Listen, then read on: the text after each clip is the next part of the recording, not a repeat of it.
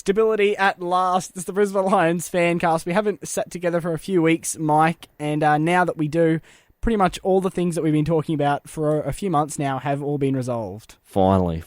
Didn't it all come in a rush last week? We've had the boardroom split, obviously, which was resolved, and also the trade period, which all came to a real rush with the Lions trading their 5 players in the last 24 hours of the trade period. So finally, she's all done, and I guess we can move on and look forward to the pre-season in 2014. I think probably let's start with the boardroom stuff. So you went along to a press conference, I think it was Tuesday, for the Fresh Start ticket, where it seemed like everyone was backing them, it was all happening, and then the most remarkable of backflips saw a compromised board formed on Wednesday. Yeah, exactly. It's pretty amazing sort of 24 hours, really, 36 hours. As you said, the last Tuesday there was a press conference with the Fresh Start ticket with Lee Matthews, Paul Williams, Mick Power ticket, which seemed full steam ahead. There was a stack of aficionado and big-name people, like former number 1 ticket holder John Pearce. There was former board members. Alistair Lynch was there. It was a very strong show of support and a little bit of puffing the chest out. And here we are, and we're up for the fight. And then not much longer than 24 hours later, they'd compromised. Paul Williams had stepped down, Angus Johnson had stepped down, Linda Nash had stepped down, and everyone kissed and made up, and here we are. We've got a unified board, and Bob Sharpless is the chairman, and Lee Matthews is on the board, and away we go, and no EGM. So it happened so quickly, didn't it? So glad that there's a resolution, and that now I guess the club can move forward, can't they? There's a much clearer direction now. I wouldn't say, in my opinion, that this is the last time we're going to see changes to the board for a while. I think there's going to be a few more throughout the next 12 months, probably. I think the Courier Mail was reporting Cameron Milner has agreed to step down after 12 more months on the board. That was part of the agreement. And I think you may still see Ross Thornton come onto the board. Ross would be a terrific addition, I would think. From the outside, I think he'd be a great addition. So whether that happens shortly or in the future, I guess the one thing we've learnt from all of this is it's hard to predict things, isn't it? It's chopped and changed. The story's chopped and changed so many times in the last 2 months. It's been amazing. On to the trade scenarios now. So we got to Thursday morning, Thursday midday even last week. You thought there is 24 hours of this trade period left and not one deal has been done.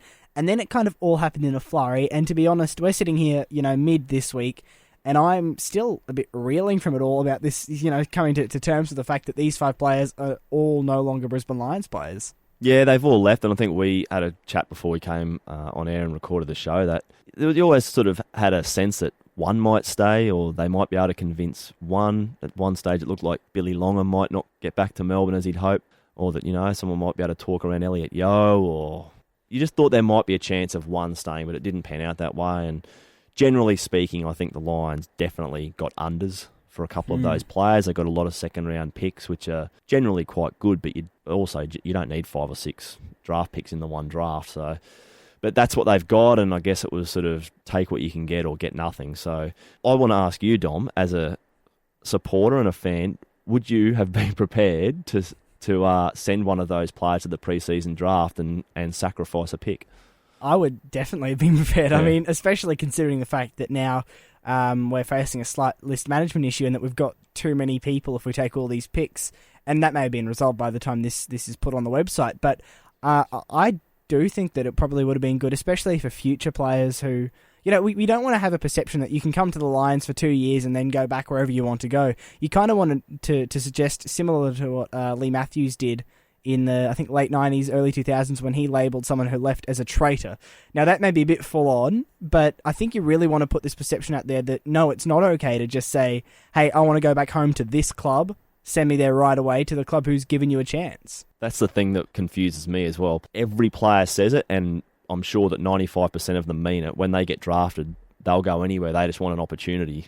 But then it changes 12 months and 2 years later, and they want that opportunity where they want it, and that's back at home. And I think you're right. Like, I think exactly the same. I would have thought it would have been good to make one of those players walk to the pre-season draft. They possibly would have got back to where they wanted to anyway. I guess that's the risk that the club had to take. But I think it probably would have sent a message that you're right. You can't just come to the club, do your 2 years, and go back for whatever reason. And they've all had different reasons, as we've heard. But a difficult position for Rob Kerr and the rest of the recruiting team, I realise that negotiation must have been very difficult. And I think we'll find out more. I'm sure that Rob will speak to the website at some stage in the coming weeks, as he's done in previous years with his trade analysis. But difficult position, but I'm with you. I think it would have been good to let one of them walk and make them realise you can't just put your hand up and cry and go back home. There's been a ridiculous amount of doom and gloom forecast about the club because of this, though, which really, if you look at it, is not warranted at all. I mean, as has been said many times, the only one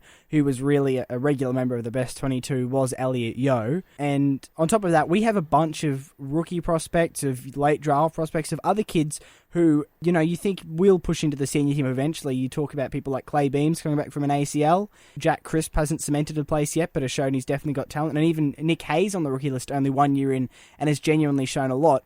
There's talk that this is going to completely set the club back for years and that everything's, you know, going to be completely horrendous from here on out. I don't buy that at all. I think the team that showed amazing form in the latter half of this season was one that barely comprised of these players at all. And if we do this draft right in a few weeks' time, you know, there's going to be no issues for the Lions going forward, assuming that we develop all our players right as well. That's the big point, the development of players. Because you're spot on. The next year or two, I don't think those 5 that have walked out will make much difference. It's 2 and 3 and 4 years down the track where there is a potential hole in the list. Puts a lot of pressure on guys like Nick Hayes, who's still a rookie, and a Clay Beams, and those guys in that sort of 19, 20, 21, 22 sort of age bracket, that they have to come along because the guys that were with them have now left the club. But I think you're right, and it's a word that gets overused, but it does provide an opportunity. That's exactly what it provides these guys. The Nick Hayeses of the world might not have got a chance if these 5 guys stuck around. He might have been stuck at the back of the logjam of midfielders, but he's going to go up the pecking order all of a sudden. He's going to get a chance possibly before he would have otherwise. So these guys get opportunities and they get to show us what they can do. And if the development's in place, as you said, we're expecting another development coach or 2 to come on board. Justin Lepage is a new coach. There's lessons learnt by the club from that development standpoint. If it's done properly, I think you're right. It's not as doom and gloom as what people are projecting. Yeah, draft night in a few weeks is going to be very interesting, though. I think from picks 22 to 34, those few minutes that those picks are happening, you know, it's funny because it will take probably about 10 minutes to get from pick 22 to 34, but that 10 minutes could be defining for the future of the Brisbane Lions. People still look back at that 2008 draft with Rich, Redden and Rockcliffe, and they all came at different... Rich was obviously a high pick, Redden was quite high, Rockcliffe was... Well, he wasn't even in that draft, he was the pre-season draft, but... That draft provided such good talent, just one draft for Brisbane. And it came in all shapes, a high draft pick, a pre-season draft pick. People might look back on this draft in 5 years' time and say the same thing. That was the crux of a team that... they built the crux of a team in that one night. So there's a pretty big chance there because there's a lot of picks. So yeah, you're not wrong. You want to get, you know... I guess you look at it and go, well, you've got 6 picks. If you get 3 or 4 right, it's a pretty good draft. So... Not all doom and gloom. No way. And there has been talk that it's a shallow draft, but honestly, you hear this kind of stuff most years, I think, that it's a shallow draft or whatever. And the fact is, I would be staggered if there aren't at least 30 or 35 future 100-plus game AFL players out there, potential 100-plus game AFL players out there.